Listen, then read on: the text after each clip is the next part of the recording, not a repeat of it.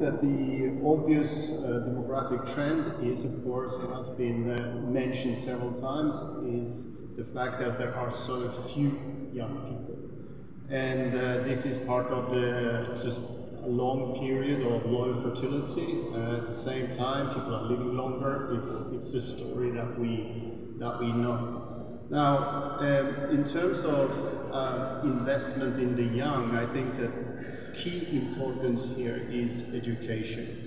And in terms of the research that we have done, on the one hand, we see that education correlates with lower fertility, although where education is higher, we also see this upward correlation with fertility.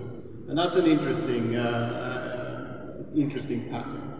But I would like to take the opportunity to mention a few things about how we need to think about education, especially for the young. And if you look across countries in Europe, then you see that there are differences in terms of the number of people going to tertiary education, and there is also a bit of a difference in terms of the education systems.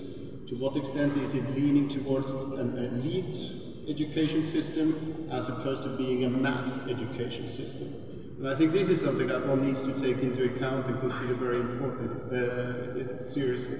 Because one of the things that we see about education is a very strong correlation with respect to individual resilience.